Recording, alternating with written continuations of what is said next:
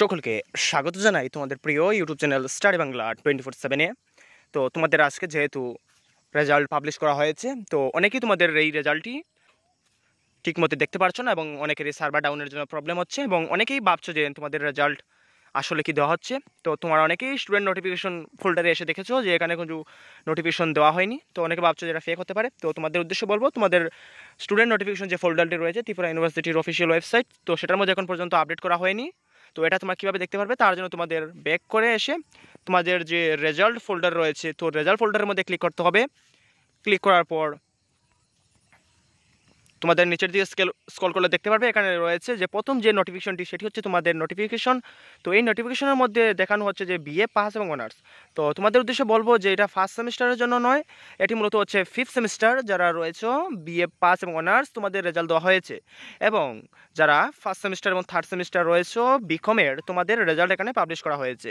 তো তার জন্য তোমাদের সার্চ রেজাল্টের মধ্যে ক্লিক করতে হবে। ক্লিক করার পর তোমাদের নিচের দিকে স্ক্রল করলে দেখতে পারবে এখানে সেমিস্টার এবং রোল নাম্বার রয়েছে। তোমাদের এই সেমিস্টার চুজ করে এবং নির্দিষ্ট রোল নাম্বারটি দিয়ে সাবমিট করলে তোমাদের যে অরিজিনাল রেজাল্টটি রয়েছে সেটি চলে আসবে। তো তোমাদের আবার বলবো, যারা ফিফথ সেমিস্টার রয়েছে তোমাদের পাস এবং অনার্সের রেজাল্ট দেওয়া হয়েছে এবং বিকম ফার্স্ট এবং থার্ড সেমিস্টারের রেজাল্ট দেওয়া হয়েছে। এবং যা আবার অনেকে বলতে পারো যে বিএ রেজাল্ট কবে দেওয়া হবে। তো তোমাদের উদ্দেশ্যে বলবো, তোমাদের এখন পর্যন্ত কোনো নোটিশে বলা হয়নি যে বিএ পাস ফার্স্ট এবং থার্ড কবে দেওয়া হবে। তো তোমাদের উদ্দেশ্যে বলবো, তোমাদের রেজাল্ট তোমাদের আগামী নোটিশের জন্য অপেক্ষা করতে।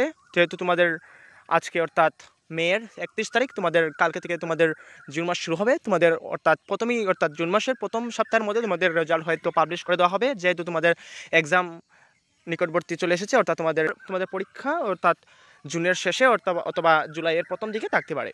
তো তোমাদের উদ্দেশ্যে বলবো, তোমাদের যাদের এখন পর্যন্ত রেজাল্ট দেওয়া হয়নি, ভাবছো রেজাল্ট কবে দেওয়া হবে, তোমাদের উদ্দেশ্যে আবারও বলবো, তোমাদের রেজাল্টের নোটিফিকেশনের আসার আগ পর্যন্ত কিছু বলা যাবে না।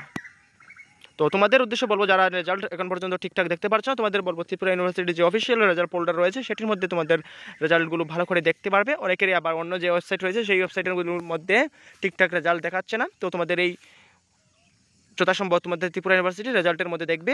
তাছাড়া তোমাদের এই 3টি ওয়েবসাইটের মাধ্যমে রেজাল্ট দেখতে পারবে, যেমন এক্সাম অ্যাক্ট রয়েছে, ইন্ডিয়া রেজাল্ট রয়েছে এবং রেজাল্ট শিক্ষা রয়েছে। এই 3টি ওয়েবসাইটের মাধ্যমে রেজাল্ট তোমাদের দেখতে পারবে।